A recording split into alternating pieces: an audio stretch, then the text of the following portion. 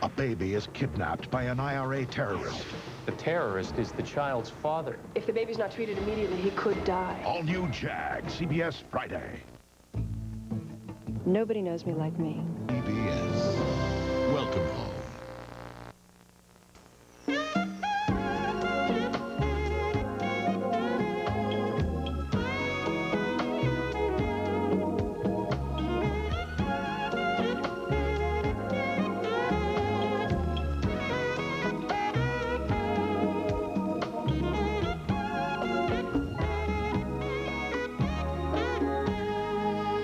Folks, and welcome back, everybody. I'm TS, and the Colorcast is on the air now for the first Monday in February, the 3rd of 1997. Our old friend Bob Newhart is here tonight from so many successful television programs and comedy albums in years gone by. And also the actress Helena Bonham Carter joins us in a brand new motion picture, which is out very soon. All of us who knew Herb Caen were saddened to learn of his passing over the weekend in the city by the bay. This man has written columns in San Francisco since the 1930s. Almost 60 years dividing his time between the Chronicle up there and the monarch of the dailies, the San Francisco Examiner. And I picked up this morning's San Francisco Chronicle, and there on the front page was not a headline, but just a picture of this man who brought so much joy and who loved that city so very, very much, and brought joy to his readers day after day for so many years. There were some great pictures of Herb in the paper this morning. I'll take you through them just one by one here, moments in this man's life. His favorite drink in his later years was a vodka martini. He would call it vitamin V. I call it V1, and here he is hoisting one, I believe, on the occasion of his 80th birthday as he sits atop one of the hotels on Nob Hill in San Francisco. And here he is celebrating his 80th birthday last year when they dedicated portions of a street in San Francisco and called it Herb Caen Way. And I think the next one is the one I like the most. He never went to the computer, but he had what he called his Loyal Royal, the old-fashioned mechanical typewriter, which, unlike computers, prints words right on the paper. No need to put it on a screen, and Herb used this typewriter or one like it from column 1 until his last column earlier this year. He will certainly be missed in the editions of the San Francisco Chronicle, and I note his passing with sadness. I love so much about San Francisco, and tonight there is just a little bit less to love. I was amazed last night watching the Pro Bowl All-Star game on ABC. When the guy came out, the New York banker, who I guess has got a couple of bucks, came out and kicked a 35-yard field goal to win $1 million from the chocolate company. And it reminded me of a time in my past, many, many years ago, as a young reporter for Channel 5 here in Southern California. I used to be an enormous fan of the Los Angeles Blades hockey team in the old Western Hockey League. And I'd go to the games, and they would have a contest between the second and the third period, where an individual would be called from the audience, from the stands, to go down on the rink and stand at the far blue line and fire a shot towards the near goal for a year's supply of MJB coffee, or a shot to the far goal for $10,000 in cash.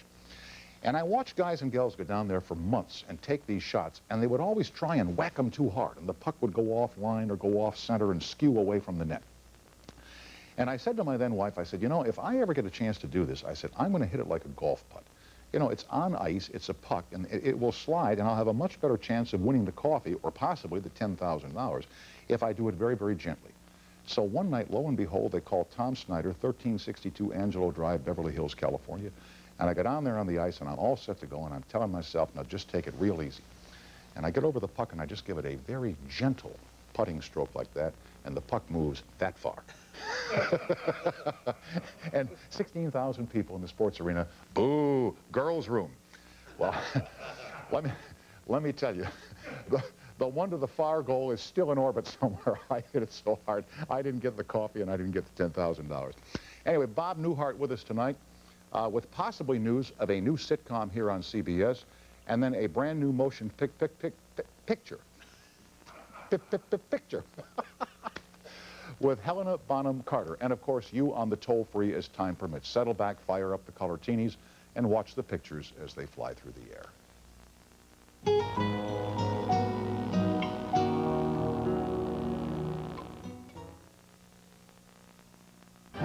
When I say facts, you report. Today, Cars Yes, the nation's largest used car company. With the amazing Dirt Devil Ultra MVP, you get maximum vacuum power and the longest reach of any upright. Just think of the steps you can do now. Nothing escapes the power of a Dirt Devil. The amazing Dirt Devil Broom Vac sweeps and picks up dirt in one easy motion. You'll never have to stoop to using a dustpan again. Nothing escapes the power of a Dirt Devil.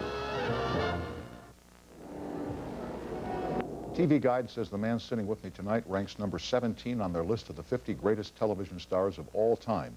Owing to his great success in the Bob Newhart Show and later Newhart here on CBS, these shows are now being run on Nick at Night in repeat. It is always a pleasure to welcome Mr. Newhart. And Bob, thanks for coming over tonight. The 17th most popular man in the history of television. I don't blow my own horn, but I was actually the 16th human, 16th greatest human star ever on television.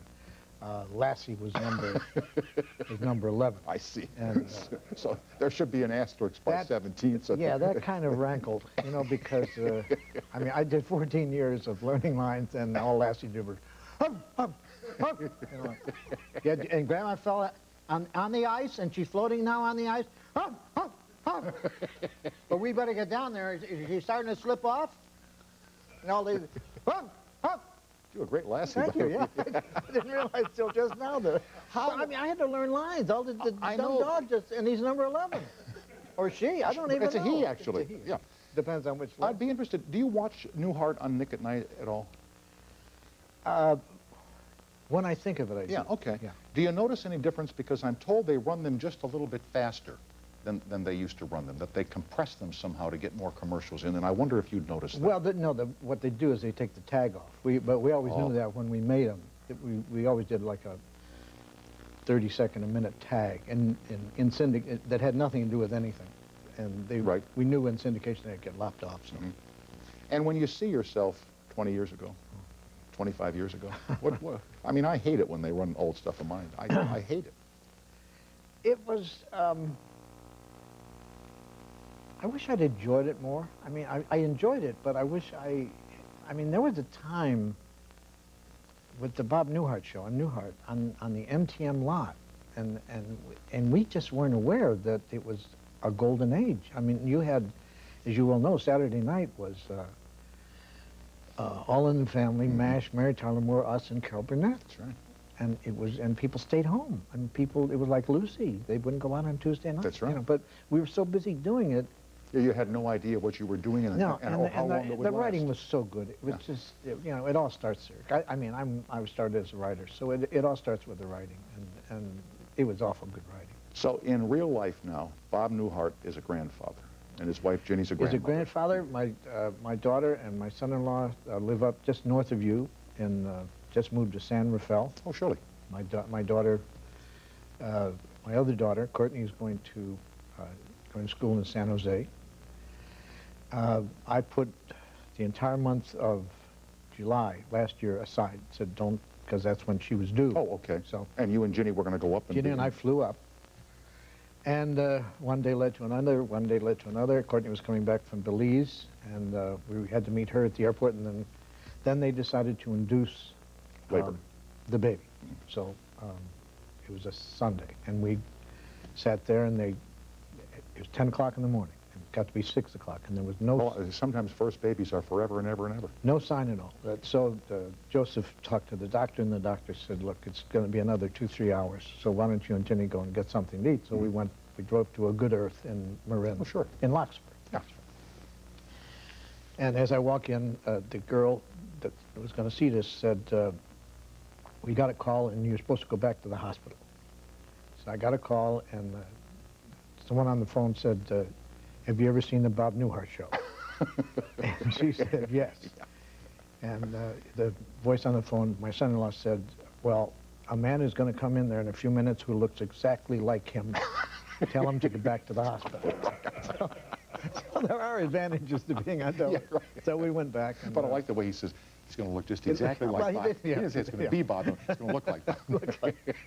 But it's just a great joy. Isn't it wonderful? We're going up next week, see my daughter, and Jennifer and the baby are coming down, and Jenny and I, we're just goofy grandparents. Well, I'll tell you something. I'm a goofy grandfather and have been now for almost 7 years, and I don't see her as often as I'd like, and sometimes when I do see her, I want to drop kick her to Sunset Boulevard, but I love her dearly, and you'll find the greatest thing of all as she gets a little older is when you and Ginny say to your daughter, take her home now. when the going gets a little tough. I suppose, yeah, I've heard that. I can't imagine that, but I've heard that. Now, did you watch the Super Bowl and the commercials? What did you think of the commercials? Every year they tout those commercials, and I didn't think they were I find people in commercials are very easily amused. Usually the husband is pretty dumb. Very dumb. Very dumb. And he will say, honey, where's the Tide? And she says, oh, I don't buy Tide anymore. You don't buy Tide? Gee, Tide really got my shirts really clean. She said, no, I buy Tide Plus. And he goes, ha, ha, ha, ha, ha, ha, ha. So, yeah, it's not that funny. I'm sorry. No, it isn't. No. It's not real life. And one thing I did, I was watching the Super Bowl, and I thought comedians, the showboating that goes on. Oh, in the end zone when they score the zone, touchdown, yeah. they do the jitterbugs and the dance, That if a comedian did that, like after a joke that worked. Okay. You know, like, all right, this is the joke. Do you like the jacket and the pants? Yes, sir. Yeah, so $250. I got 8 pairs of pants. With my luck, I'll burn a hole in the coat. Can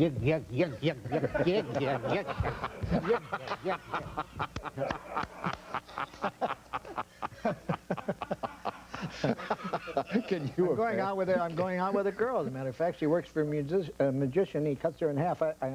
With my luck, I'll get the half that he eats. Oh, well, yeah. Now you love it, don't you? Now you want to do it all the time. It is kind of catching, isn't it? Here's Patty on the toll-free in Memphis, Tennessee. Hi, Patty. Welcome to CBS. Hi, how are you, Tom? I'm fine, thanks. How are you, Bob. dear? Hi, Patty. I'd like to ask you a question. When you was playing as a psychologist, did anyone ever come up and ask you for advice? Yeah, a lot. A lot? A lot, yeah. They confused me with the character I played. Yeah. Oh, yeah. I kind of figured that because you had this kind of eyes that just tells you that. Oh, thank you. I think. Thank you, Patty. You're referring, Patty. Right, Patty. Thank you. See you, Patty.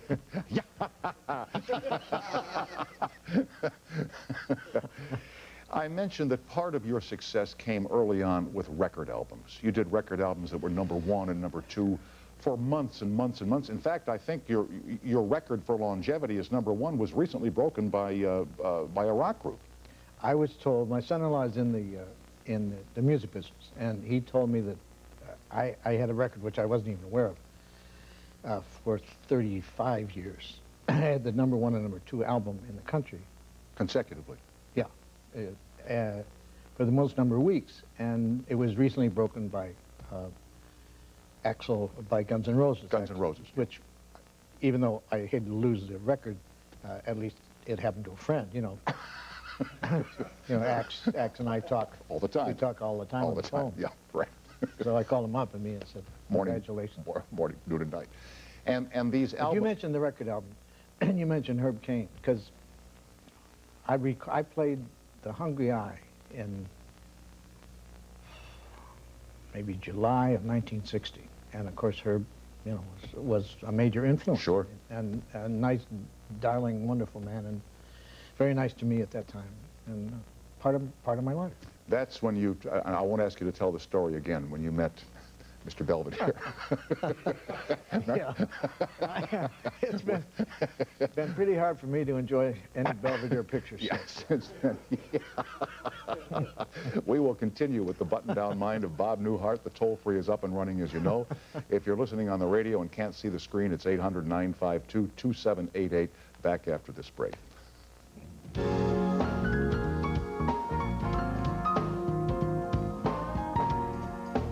Cheryl now in Bloomington, Illinois. Hello. Hello. Hi, Cheryl. Hi, I wanted to ask Bob, or tell Bob, that Innkeeper show ending was one of the most clever and funniest and ingenious endings I've ever seen. And if he was involved in the writing of it or how they came up with the idea? I was, again, that was, TV Guide voted that the best ending of all time. Of a series.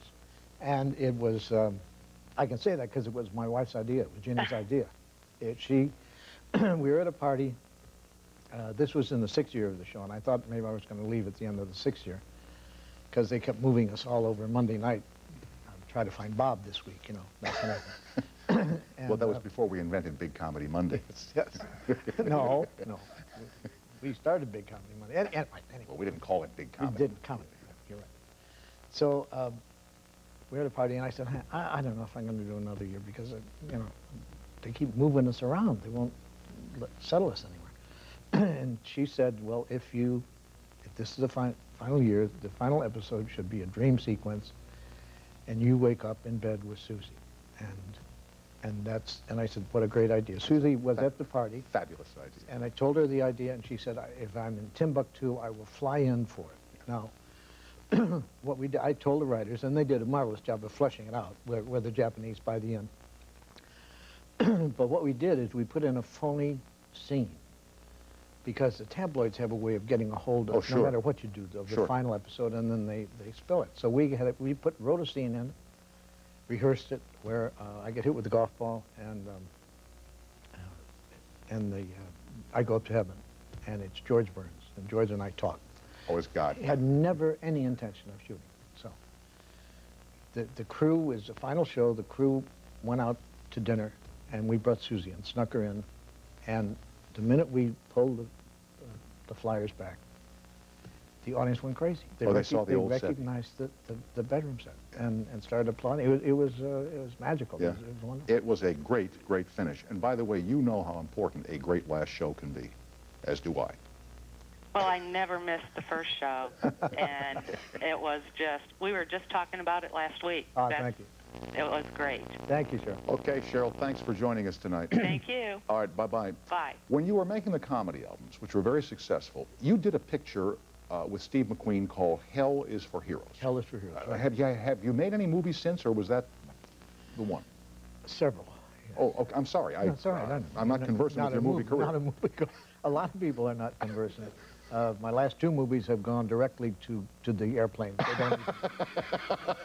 They don't bother showing them in theaters. Yeah. It's in flight. On a plane near you Yes. next week. But Hell is for Heroes originally was supposed to be a war story, kind of humorous war story. Bobby Darin, Fess Parker, Steve McQueen. Harry Gardino. Well, at that time, Steve wasn't in it yet. So when I agreed to do it, and I'm sitting at the Hampshire House in New York, and Bob Pirosh is trying to talk me into doing this war movie. Now, a year before that, before the comedy album, I was working at WBKB in Chicago as a staff writer. Mm-hmm. So now I'm trying to get used to this. The pitch from the Hollywood mogul, yeah. And then Ed Sullivan's on the phone. I'll be just a minute, just let me, you know. So I'm trying to grasp all this. So he tells me a story, and it's kind of a humorous story. But then they went with Steve, and Steve decided to make it a more dramatic story. Like a gritty action picture. Yeah. And in the meantime, my price in nightclubs had at least quadrupled. I was going to say times 10 with the albums out now and people hearing you and having seen you on Ed Sullivan. It was about times 10. So I kept going up to Don Siegel, the director, and I kept trying to get killed. Every day I would say, you know, the tank could like run over me. No, you're into the end. Now, the interesting thing about the movie is, and this sounds silly today, the movie cost $900,000, budgeted for $900,000. It went to $1.9 million, and Paramount called up and said, when you're out of film, come home. We're not sending any more film. And Don Siegel said, we got a good 4 weeks yet. When you're out of film, come home. No more raw stock. And if you watch it, the next time you see it, just stops. It just stops. And the names, Harry Gardino and Steve McQueen. So when it says the end, the film was all gone. Just enough left? Steve stormed the pillbox and got killed, and then...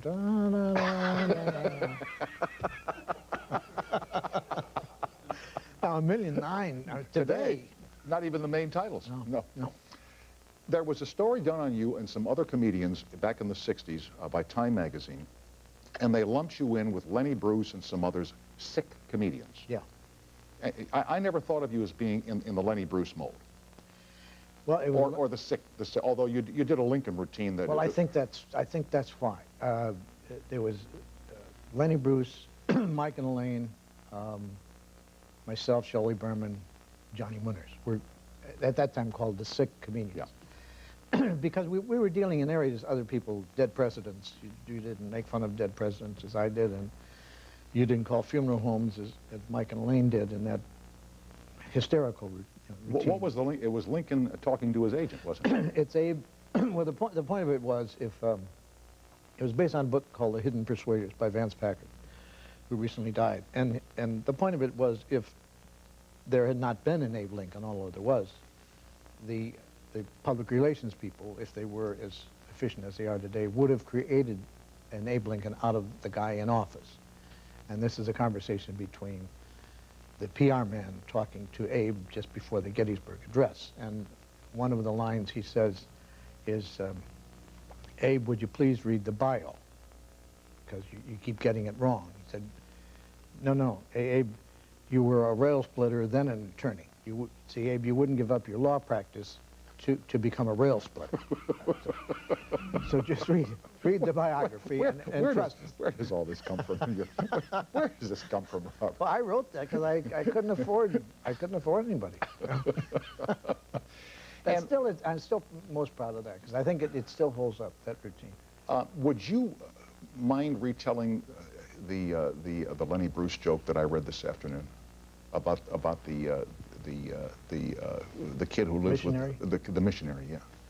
Well, Lenny used to tell a story about the missionaries in Africa, and they're flying, and their plane develops engine trouble, and it crashes in the desert. And the boy he's only about a year old. He's thrown free, but his parents unfortunately were killed. So he's raised by these wild dogs for 20 years. And he just, in effect, becomes a wild dog, and just he runs with them.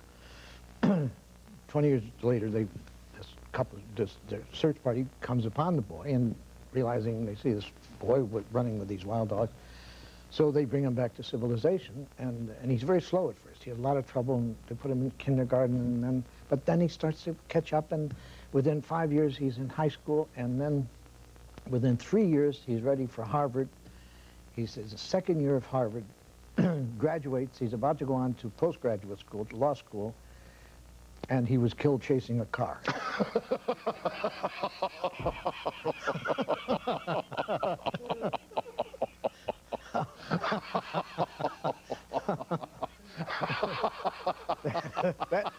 That's 1960. Oh, jeez. How do you have, where do you, and I know I'm a little late here, but I'll make it up later, the patience to wait for the laugh, because that's not a quick one-liner, and you tell it with a perfectly straight face. See, I guess I learned that from Jack Benny. I learned that from the really good. Yeah. Jack Benny said to me, I was at the Crescendo in 1960, and he came in with Mary and George Burns and Gracie. They came in, and they came backstage, and I was like in awe. And he said, have you ever seen Frank Fay work? I said, no, I never have. He said, you work very much like Frank Fay. So, but Jack worked like Frank Fay because he wasn't afraid of silence. Mm-hmm. However long it took to tell the story, that's how long it took to tell the story. And I mean, I learned from one of the best. A lot of comics get nervous, and you can't stand the silence, but there's no other way of telling that story. That's the only way to tell it. He was killed chasing a car. Oh, back with Bob Newhart and you after this break. Jeez.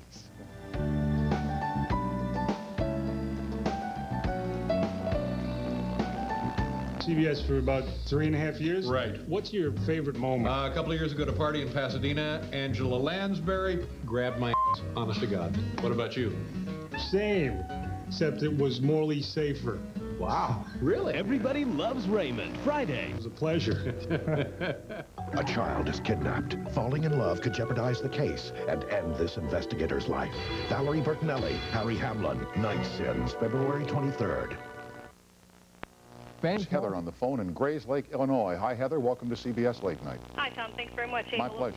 I'm from Titletown. I just wanted to tell you that one before I got in there. It was a great weekend, wasn't it? Oh, my goodness. I was there for the celebration. It was wonderful. Okay, now on to next year, Heather, and say hi to Bob Newhart. Absolutely. Hi, Bob. How are you? Hi, Heather. How are you? Doing great. Hey, when I was in high school, I was fortunate enough to have your sister Joan as a teacher. That's right. Pardon me?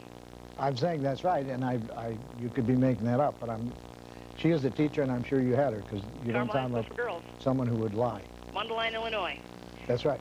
She was a wonderful teacher, and she was very funny and had the same deadpan delivery that you have, in fact. And my question for you, Bob, is I was wondering who's the funnier growing up, you who became a comedian or your sister who became a nun? See, nuns have to be kind of deadpan, you know? No, I don't know. I always had kind of just a very strange way of looking at life, which I guess ran through the entire family. We just all kind of saw life a lot differently. Well, I dare say your sisters wouldn't spend some time thinking about how Abe Lincoln's PR man would tell him to run his life, you know. Abe Lincoln, the good routines, they write themselves. I wrote Abe Lincoln, and I would guess 25 minutes. I mean, it was just how long do you want to make it, you know, and the driving instructor. And then there are other routines that just never, you work on them for years and they never work. And Heather, what did Bob's sister teach? What was her subject that she taught you? I believe she taught me Introduction to Basic Programming, an early computer course. Oh, yeah. Okay. I got an A, so. Well, then she must have been a hell of a teacher. She was very, very good. I'm not just saying that to pacify you either. Okay, Heather, I'm glad you called, and congratulations on being from Titletown. Thank you very much. Thanks for taking my call. Okay. Bye-bye. Goodbye, Heather. When you used to go out and warm up the audience for your show, was this on Newhart or Bob or both of them? Both, yeah. You would take questions from the audience. I would take questions. And what would they ask you? Like personal stuff? What did they want to know? Well, I went out and did that because it gave the audience we always did it in front of a live audience. It gave them a feeling of they weren't just there to provide laughter and we never talked to them, and it made it much more personal. So we would take questions. Now, I got one question was I did a show in '61. The guy wrote me. This wasn't a question from the audience. He wrote me and said, we are wasting millions of dollars in space, and maybe you have some influence, and I hope you can, because these moonshots, they schedule them when there's a quarter moon. He said they should wait until there's a full moon, and they would have a much better chance of hitting the moon. So I wrote him back and I said, thank you very much. I'll certainly bring that to the government, to NASA's attention. Was the letter written in crayon by any chance? No, the other question was, we were filming a show and asking questions, and we're changing sets, and so he asked, yes, any questions? And someone in the audience, man, said, is this a rerun? And I said, well, we did that for a while. We used to shoot the reruns, and then I said one day, wait a minute, this is silly. Why don't we just rerun it, and then we won't have to go through it again? So, I mean, I've been doing this 36 years. You will never run out of material. You will never. We used to shoot the reruns. There was a thing in the paper. I don't know if I ever, a one-eyed bullfighter, and I'm not making this up. A one-eyed bullfighter in Spain was reapplying for the license to fight the bulls. Mm-hmm. And it occurred to me that if there's one profession where you want to have two really good eyes, bullfighting would be one of them. Up toward the top, yes, certainly, if not the top, because you kind of picture the guy, kind of, you know. Yeah. Now, I can hear him all right. I haven't spotted him yet. No. No, that was in the paper.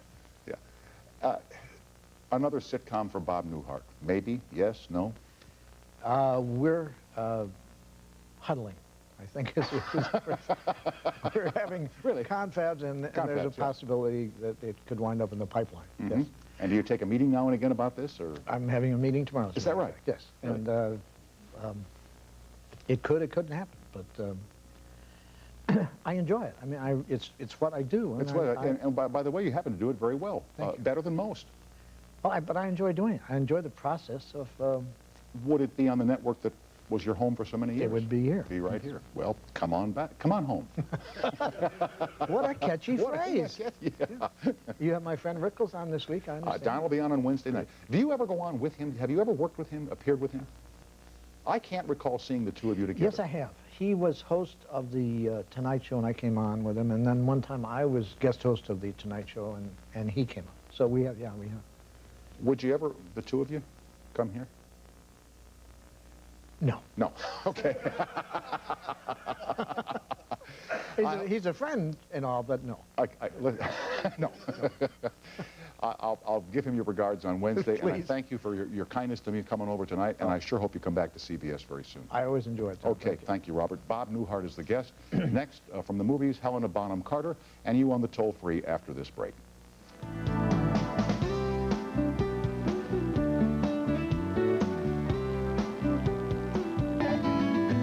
Kind of power you never had before is finally at your fingertips. Introducing AT&T Local Service for California. Now the company that guarantees your calls across the country, guarantees them across the street. Now you have a choice you never had before. AT&T Local Service for California. The power is here. For perfectly grilled fish every time, always. Few Cabernet Sauvignons from anywhere are better than. This delicious meal can be prepared in under 20 minutes. The first step is the Times food section, where you'll make delicious discoveries every week with fascinating features and easy-to-use recipes. Now, every Wednesday in the Times. Don't miss it. Get the story. Get the Times. The Los Angeles Times. 25 cents at newsstands everywhere.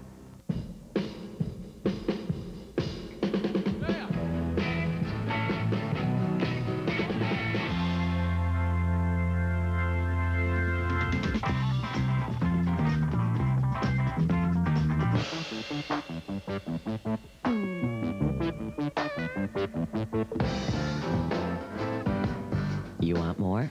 Listen to Southern California's classic rock station, Arrow 93 FM. Welcome home to Channel 2 News.